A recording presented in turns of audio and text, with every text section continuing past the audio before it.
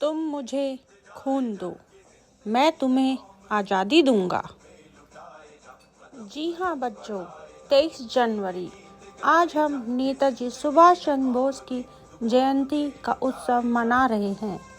तो आज हम जानेंगे नेताजी सुभाष चंद्र बोस के जीवन के बारे में। चलिए शुरू करते हैं। भारतीय इतिहास में सुभाष चंद्र बोस एक सबसे महान व्यक्ति और बहादुर स्वतंत्रता सेनानी थे। भारत के इतिहास में स्वतंत्रता संघर्ष के लिए दिया गया उनका महान योगदान अविस्मरणीय है। वो वास्तव में भारत के एक सच्चे बहादुर हीरो थे, जिसने अपनी मातृभूमि के खातिर अपना घर और आराम त्याग दिया था। सुभाष चंद्र बोस जी का जन्म कटक, उड़ीसा के बंगाली परिवार में हुआ था। उनके 7 भाई और 6 बहनें थीं। अपने माता पिता की वे 9वीं संतान थे। नेताजी अपने भाई शरद चंद्र के बहुत करीब थे।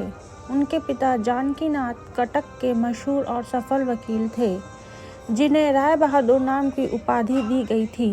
नेताजी को बचपन से ही पढ़ाई में बहुत रुचि थी और वे अपने टीचर के प्रिय थे, लेकिन नेताजी को खेल कूद में कभी भी रुचि नहीं रही।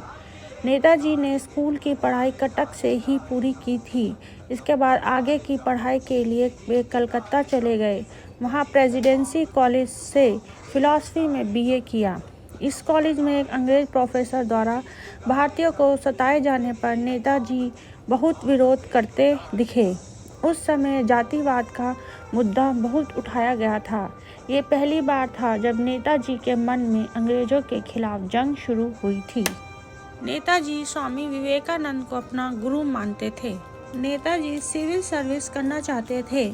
तब उनके पिता ने इंग्लैंड सिविल सर्विस की तैयारी के लिए उन्हें इंग्लैंड भेज दिया। इस परीक्षा में नेताजी चौथे स्थान में थे। नेताजी के मन में देश के प्रति बहुत प्रेम था और वे उसकी आज़ादी के लिए चिंतित थे। इसके चलते 1921 में उन्होंने इंग्लैंड सिविल सर्विस की नौकरी ठुकरा दी और भारत लौट आए। छोटी उम्र से ही सुभाष चंद्र बोस राष्ट्रवादी रहे। अंग्रेजों की भेदभाव नीति के खिलाफ वह हमेशा आक्रोश में रहते थे। देश की सेवा करने के लिए वह भारतीय राष्ट्रीय कांग्रेस पार्टी में शामिल हो गए। सुभाष चंद्र बोस महात्मा गांधी के असहयोग आंदोलन में भी शामिल हुए। एक क्रांतिकारी स्वतंत्रता सेनानी थे। उन्होंने अपने स्तर पर देश की सेवा के लिए आज़ाद हिंद सेना की स्थापना की, जिसके बाद वह कई क्रांतिकारी आंदोलनों में शामिल हुए और उन्हें 11 बार जेल जाना पड़ा। एक बार उन्हें बर्मा म्यांमार की जेल भेज दिया गया, जहां उन्हें क्षय रोग हो गया। बाद में सुभाष चंद्र बोस को 2 बार कांग्रेस पार्टी का अध्यक्ष चुना गया और उन्हें पंडित जवाहरलाल नेहरू के साथ काम करना शुरू किया। नेताजी ने देश की आज़ादी के लिए आज़ाद हिंद फौज का गठन किया। आज़ादी के आंदोलन के नायक नेताजी का निधन आज भी रहस्य बना हुआ है। आज़ाद हिंद फौज का गठन करने का उद्देश्य भारत को स्वतंत्र कराना था। आज़ाद हिंद फौज का गठन 1942 में हुआ, जिसके गठन के लिए जापान में निवास कर रहे भारतीयों ने आज़ाद हिंद फौज के गठन के लिए एक सम्मेलन का आयोजन किया। आज़ाद हिंद फौज की स्थापना करने का सर्वप्रथम विचार मोहन सिंह जी के मन में था। आज़ाद हिंद फौज का पहला चरण 1942 में दिसंबर के महीने में हुआ, जिसमें 16,300 सैनिकों ने हिस्सा लिया। कुछ समय बाद जापानी सरकार एवं भारतीय सैनिकों के बीच आज़ाद हिंद फौज को लेकर विवाद उत्पन्न हुए, जिसकी वजह से निरंजन सिंह एवं मोहन सिंह को गिरफ्तार किया गया।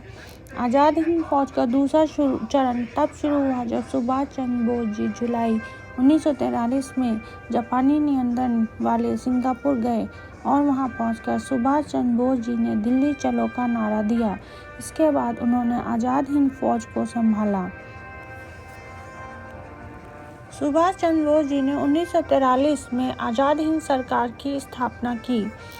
सुभाष चंद्र बोस जी को हर कोई नेताजी कहकर पुकारता था। उन्होंने अपने अनुयायियों को जय हिंद का नारा दिया। जनवरी 1944 में आज़ाद हिंद फौज के कुछ दस्ते रंगून पहुंचे। सुभाष चंद्र बोस ने सेना के कुछ टुकड़े रंगून में ही रहने दी और शेष सेना के साथ आगे बढ़ने का फैसला लिया।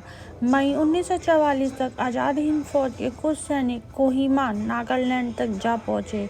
यहां मिली जीत के बाद वहां भारतीय तिरंगा झंडा फहराया गया। ब्रिटिश सेना आज़ाद हिंद फौज की इस जीत से सकते में थी, पर उन्होंने जोर शोर से आज़ाद हिंद फौज के खिलाफ कार्रवाई की और भारी सैनिक बल के साथ हमला बोला। आज़ाद हिंद फौज को ज़रूरत के समय जापानियों का सहयोग नहीं मिला और आज़ाद हिंद फौज की स्थिति चरमरा गई। इसका लाभ उठाकर 1944 के बीच अंग्रेज़ों ने फिर से रंगून पर कब्जा कर लिया। बर्मा से युद्ध करते समय दुर्भाग्यवश द्वितीय विश्व युद्ध का पासा पलट गया। जर्मनी ने हार मान ली और जापान को भी घुटने टेकने पड़े। ऐसे में नेताजी को टोक्यो की ओर पलायन करना पड़ा और कहते हैं कि हवाई दुर्घटना में उनका निधन हो गया, किंतु इस बात की पुष्टि अभी तक नहीं हो सकी है। आज़ाद हिंद फौज के सैनिकों एवं अधिकारियों को अंग्रेज़ों ने 1945 में गिरफ्तार कर लिया और उनका सैनिक अभियान असफल हो गया, किंतु इस असफलता में भी उनकी जीत छिपी थी। आज़ाद हिंद फौज के गिरफ्तार सैनिकों और अधिकारियों पर अंग्रेजी सरकार ने दिल्ली के लाल किला में नवंबर 1945 को झूठा मुकदमा चलाया और फौज के मुख्य सेनानी कर्नल सहगल, कर्नल ढिल्लों और मेजर शहबाज खां पर राजद्रोह का आरोप लगाया गया।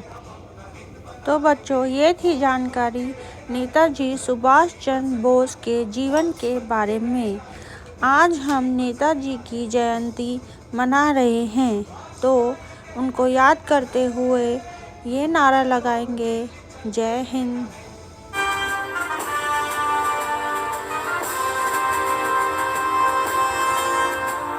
कदम कदम बढ़ाए जा, खुशी के गीत गाए जा, ये जिंदगी है कौम की, तू कौम पे लुटाए।